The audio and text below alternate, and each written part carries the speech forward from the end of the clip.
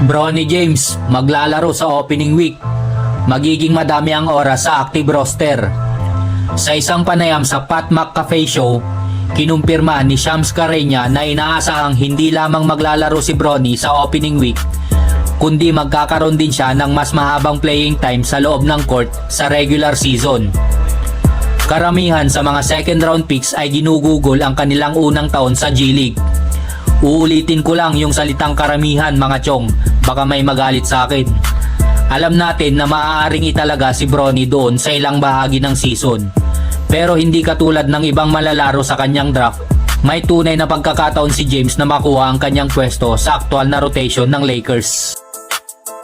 Si Bronny James ay bagong tapos lamang sa kanyang freshman season sa USC, kung saan nag-a-average siya ng 4.8 points, 2.8 rebounds at 2.1 assists kada laro para sa Trojans. Sa kabila ng katamtamang mga numero at isang health scare noong nakaraang summer, na-draft pa din si Bronny sa NBA.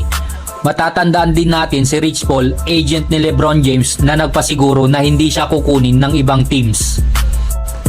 Pinili si Bronny ng Lakers na 55th pick at nakatakdang gumawa ng kasaysayan ang mag-ama ngayong buwan bilang unang aktibong father and son duo sa kasaysayan ng NBA.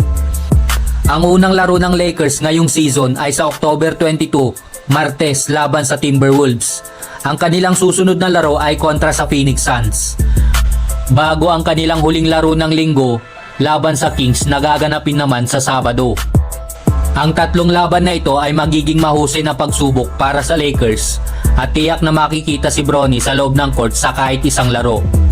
Ang bagong head coach na si JJ Redick ay nakatuod na sa pag-unlad ni Bronny at siya ay isang matibay na naniniwala sa kakayahan ng batang guard na gumawa ng mga winning basketball plays.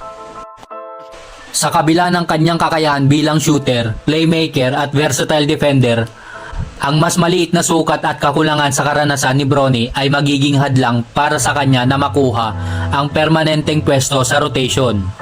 Ngunit kung maaayos niyang maitatama ang kanyang laro at ang mga kakulangan niya sa lahat ng aspeto ng court, maaaring higit pa sa inaasahan ang kanyang makamit bilang isang teenager sa liga. Tanging panahon lamang ang makapagsasabi kung ano ang mangyayari sa paglalakbay ni Bronny. Ngunit tiyak na nasa pabor siya dahil kasama niya si LeBron James na tutulong sa kanya sa bawat hakbang.